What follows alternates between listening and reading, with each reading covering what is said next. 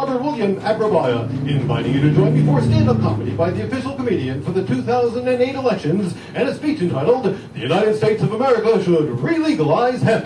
And now, ladies and gentlemen, here's Robert! Yay! Good evening, ladies and gentlemen. Glad you're here. I am Robert William Abrevaya, and I am the official comedian for the 2008 elections because I have inhaled more marijuana than Barack Obama and John McCain put together. Thank you very much. I know I've inhaled more marijuana than those two rookies. Among my other qualifications for office, another reason why I should be president and they should not. I know I've inhaled more marijuana than those two rookies. The only question is, have I inhaled more marijuana than Ralph Nader? I'm not too sure about that Nader guy. You know, Ralph Nader's relegalization, it's at least possible that he's inhaled enough to know something. Maybe Ralphie likes it. And now a message from the presidential candidate of the Pot Party, Robert William Abrevaya. Freedom of thought is a fundamental freedom. Pot in every pot. In your head. You know I'm right. I am Robert William Abrevaya, and I approve this message.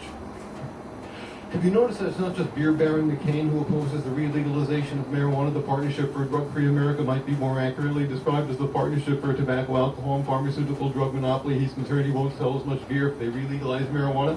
It's also lockstep lawyer Barack Obama, because the prison industrial complex might be more accurately described as the lawyer prison industrial complex. Obama says that he's a candidate of change. This guy isn't a candidate of change. He's a candidate of change his position. Originally, he was for decriminalization of marijuana, then he flip-flopped in the middle of the campaign. In 2006, there was a Zogby poll that found that 59% of Democrats agreed with Robert William Abrevaya that marijuana should be relegalized, regulated along the lines of tobacco and or alcohol. And 46% of all Americans agree with Robert William Abrevaya in that 2006 Zogby poll. So Obama took the position, or pretended to be in favor of decriminalization at the beginning of the campaign, and marijuana won in the nomination. Then in the middle of the campaign, I don't know how many states he bait and switched, how many millions of voters he deceived, but he flip-flopped from pro-marijuana, progressive pro-marijuana Barack Obama. He changed into from progressive pro-marijuana Barack Obama. He changed into oppressive anti-marijuana BO. It smells bad. I mean, I don't. First he was for decriminalization, then I don't know. There's still states left. He flip-flopped. Why did he do that? I think in the word lawyers. You know, the shady land deal with Tony Rezko. If he's sharing a prison cell with Tony Rezko, it's difficult to run for president. So the puppet master said, flip-flop on marijuana or else. And in a related matter, it's 3 million lawyer jobs a year. In 2006, there were more than 829,000 marijuana arrests. That's 1 million prosecuting attorneys, 1 million defense attorneys, 1 million judges. 3 million chances for lawyer vultures to eat out your substance. 3 million lawyer vampires extracting your precious bodily fluids. They will suck your blood 3 million times a year. Reminds me of a joke. What's the difference between Dracula and a lawyer? What's the difference between Dracula and a lawyer? Sorry, too close to call. They will suck your blood 3 million times a year because you smoke marijuana. We are the lawyers. We are the vultures. We are the vampires who will suck your blood 3 million times a year. So just keep giving. You can vote for B.O. or John McCain, but they're the same party with a different name, the Prohibition Party. So keep supporting the one-party Republican dinosaur duopoly. We are the lawyers. We are the vultures. We are the vampires who will suck your blood 3 million times a year because you smoke marijuana. So just keep sheeping. We can't create a totalitarian police state unless you're willing to collaborate. So keep supporting the one-party Republican dinosaur duopoly. Did I say B.O.? Do we really want a president with those initials? I mean, think about that. How would that look in the history books? President Franklin Delano Roosevelt, FDR. John F. Kennedy, JFK. I think you can see where I'm going with this already. Lyndon Baines Johnson, LBJ. FDR, JFK, LBJ. B.O.? I don't think so. So how about that John McCain guy, huh? Gives a whole new meaning to the phrase turtleneck. Urkel versus the turtleneck. See you soon in a theater near you. Sounds like a summer blockbuster. Urkel versus the turtleneck. Now, McCain says he wants to stay in Iraq for 100 years. I think he must mean it too, because he just released his campaign song. 100 years of war in Iraq, 100 more war years. If one of the battles should happen to crack, 99 years of war in Iraq, 99 years of war in Iraq, 99 more years. If one of the battles or ballots should happen to crack, 98 years of war in Iraq. Everybody! 98 years of war in Iraq, 98 more years. If one of the battles or ballots should happen to crack, 97 years of war in Iraq, 97 years. Oh, I think that's enough war in Iraq. Yeah, that's enough war in Iraq. Did you hear the big news out of England? Prince Harry admitted that he smoked marijuana, or as they call it in England, cannabis. That's right, young royal, third line to the English throne, admitted that he smoked pot. Give the whole means of raise, your highness.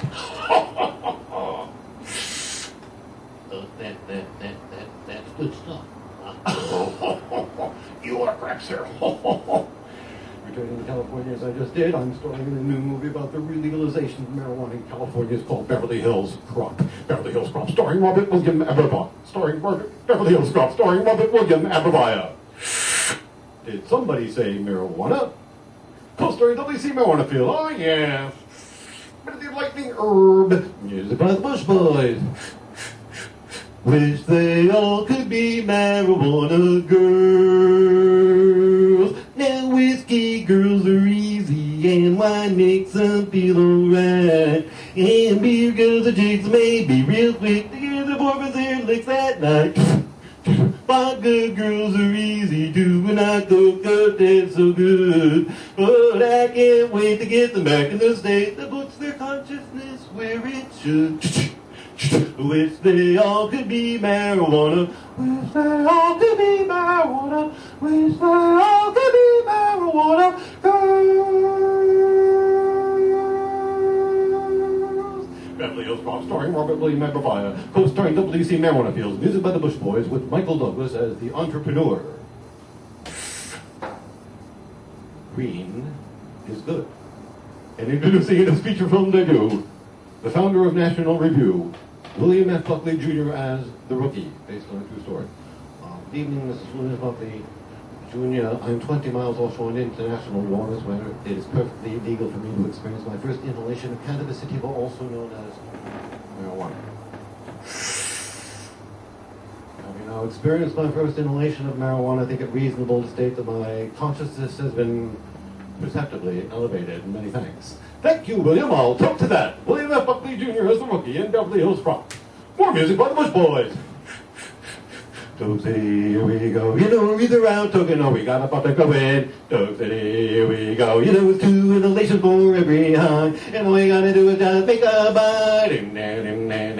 Yeah, we're gonna Dog City, got this number 1. Yeah, we're gonna Dog City, gonna have some fun. Yeah, we're gonna enter the other number 1. Yeah, we're gonna Grass City, gonna have some fun. Now, 2 dogs for every and if a bugger breaks down, I meet somewhere on the Dog Route. Dog City, here we go. I roll a J with a vaporing it in my dog suit. Dog City, here we go. You know it ain't got a carton or filter flow, but it still got me where I wanna go. Yeah, we're gonna Dog City, got the number 1. Yeah, we're gonna Dog City, gonna have some fun. Yeah, we're gonna answer the other number 1. Yeah, we're gonna Grass City, gonna have some fun. Now, 2 dogs for every, 2 dogs for every. Bush Boys, Beverly Hills Crop. See you soon at a theater near you. For tonight's first top 10 list that has not been done by David Letterman. Top 10 reefer Republican campaign slogans. You understand the category? If a Republican had the wisdom and courage to advocate the relegalization of marijuana, this improvement in his or her platform would make them eligible to have the honor of being on this first top 10 list. And to deliver tonight's first top 10 list, we have a special guest, Walter Cronkite. Walter, that's the way it is. This is Walter Cronkite. Top 10 reefer Republican campaign slogans. Number 10, Libby Dole. Smoke a bowl with Dole. Number 9, George Bush. Roll Bush with Bush. Number 8, Lamar Alexander. Smoke a boxcar with Lamar. Number 7, Orrin Hatch. Make a batch with Hatch. Number 6, Gary Bauer. Smoke the flower with Bauer. Number 5, Alan Keyes. Boy, a key from Keys. Number 4, Dan Quayle. Smoke the veil with Quayle. Number 3, Steve Forbes. Roll the leaves with Steves. Number 2, John McCain. Share a bong with John. And the number 1 reef Republican campaign slogan, Dick Cheney. Smoke the lady with Cheney. Thank you, Walter Cronkite. Top 10 decriminalized Democrat campaign slogans. Number 10, Bill Clinton. Now always inhale. Would you please pass the jelly? Would you please pass the joint? I'll never wag the dog with deep throat in the oval orifice. Number 9, Hillary Clinton. Planted hill with hill. Number 8, Dick Gephardt. Spoke to Spark with Gephardt. Number 7, Jimmy Carter. Spoke to Sparter with Carter. Number 6, Dianne Feinstein. Spoke the Einstein with Feinstein. Number 5, Barbara Boxer. Spoke the Boxer with Boxer. Number 4, Tom Daschle and the Hassle with Daschle. Number 3, Walter Cronkite. Stand up for your right with Cronkite. Number 2, John Edwards. Bill Edwards with Edwards. And the number 1 decriminalized Democrat Canadians look at her. John Kerry. Spoke the Mary with Kerry. Special bonus, Al Gore. Score more with Gore. And one more, Barack Obama spoke a bong with Obama. Some of you may think that I made a mistake just now. By the way, if a mistake was made, Einstein made it. I'm much more intelligent than Einstein, so obviously if a mistake was made, Einstein made it. That way I'm always perfect. You see the logic, don't you? Sure, Robert, we see the logic. No, but it wasn't a mistake. I did it on purpose. It's like, I think he may be trying to cover up Wesleyan University Gate 2008. Senator Ted Kennedy was originally scheduled to speak at the Wesleyan University commencement. I graduated in '73. And, but then he had a health problem, so at the last minute, they had Barack Obama pinch hitting for Senator Ted Kennedy, and the rookie struck out. He couldn't even say the name of Wesleyan correctly. He called it, quote, Wesleyan, unquote. I would not be surprised to learn that he did this intentionally, pretending he didn't know how to pronounce. It's such a difficult name to pronounce. How could he be expected to be able to? How could he even be expected to have heard of the school, let alone be able to pronounce such a difficult name? I think it may be Wesleyan University Gate 2008. He wanted to pretend that he didn't know about Wesleyan as a way of covering up the fact that he isn't really running against John McCain for president. He's really running against Robert William Abrevaya for president.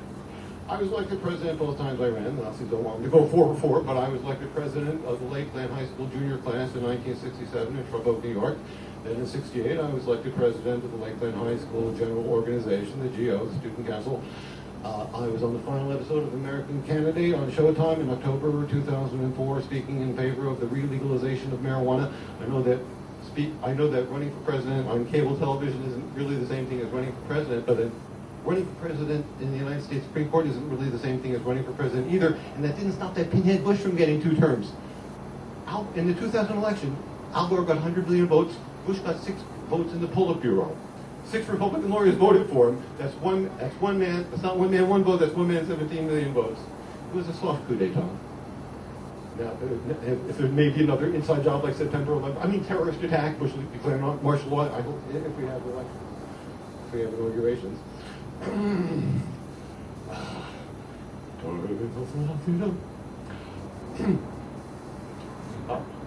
Let me on a more positive note. So I think he may be trying to cover up Wesleyan University Gate 2008 and Jaime Gate 2008. 2 days before Obama was to give a speech on race in Philadelphia, a former Democratic presidential candidate stated on his radio show that, quote, Jaime in Chicago was on the line, but we never got to hear from Jaime in Chicago. This former Democratic candidate, who referred to New York City as Jaime Town while he was running for president, he had apologized for his anti-Semitic remark, but we never got to hear from Jaime in Chicago 2 days before Obama's speech. Jaime in Chicago was no longer there. The Jew was no longer there. It was a way of saying not just that he was anti-Semitic when he made the Jaime Town remark. He's anti-Semitic. He was anti-Semitic since then. He's still anti-Semitic. He has the same first name and the same initials as a notorious 19th century criminal. I could refer to him as Jaime Town or Cali Capone. The Cali cartel benefited from drug prohibition, as did Al Capone, and Jaime Town was one of Nancy Reagan's most enthusiastic cheerleaders in her Just Say No to Drugs crusade. So his son is now Jaime Town's son with a radio show and former presidential candidate. His son is now one of Obama's national co-chairs. And 2 days before, Jaime in Chicago we never got to hear from Jaime in Chicago.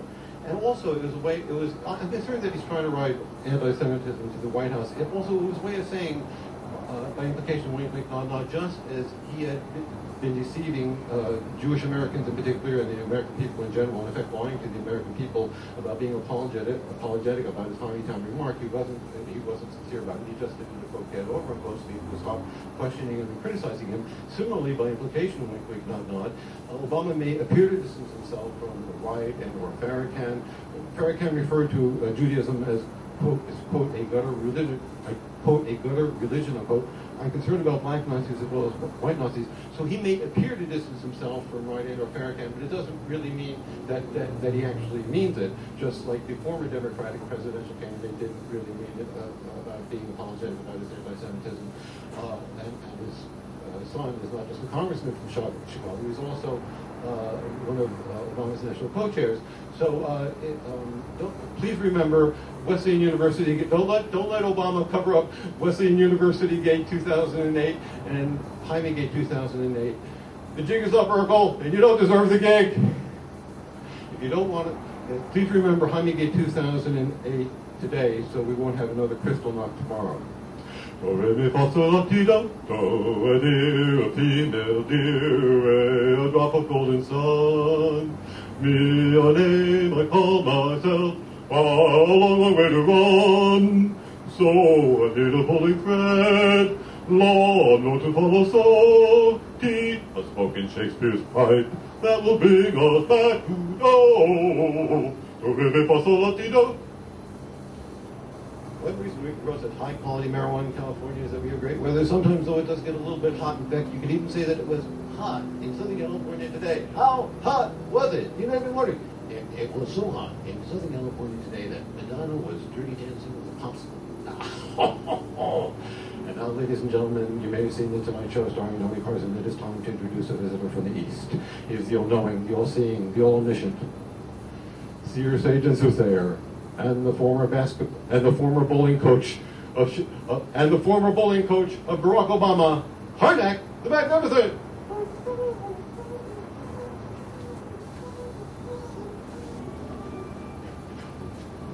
Good evening, ladies and gentlemen. I am Karnak the Magnificent. Please visualize Karnak's envelopes, Karnak's turban, Karnak's robe. And Charlie 3 can plainly see these envelopes are hermetically sealed. They've been kept in a mayonnaise jar and pumpkin vinyl sports Tuesday. My mystical borderline telepathy can reveal the answers to the first envelope. The answer contained therein. Head Start. What do you call the first stop of the day? Head Start. It's breakfast for your head. What is a marijuana omelet? Food for thought. What a hash brownie? Parsley, sage, rosemary, and marijuana. Name 4 salad herbs. Have you noticed a theme yet? Hot luck. Hot luck. What is the opposite of marijuana? List is hot luck. Joint appearance. What is he at a pot party? The Bong Show. How do you describe the entertainment at a really good party? The Bong Show. Make a giant appearance on the Bong Show. Make a giant appearance on a joint show. Dazed and confused. How do you describe George Bush on a good day? The United States Supreme Court, the Peter Principle, and Murphy's Law. How do you explain George Bush? Incontrovertible proof of Murphy's Law. Dan Quayle, Iraq, and Dr. Phil. Name a quail, a quagmire, and a quack. Beckner, paging Dr. Leopold Beckner. Dr. Leopold Beckner. Who is the inventor of the saliva bomb? Turn any pipe into a bong instantly!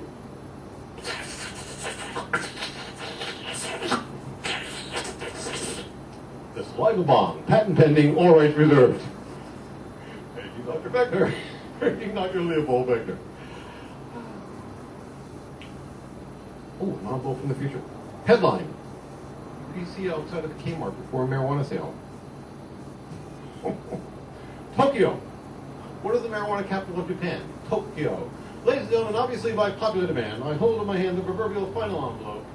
A crazy act fertilizer garden. May your girlfriend just say no to your pants.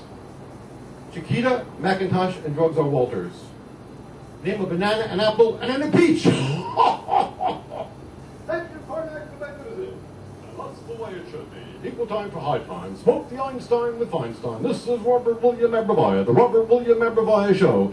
Thank you, and please stay tuned for the rest of the program.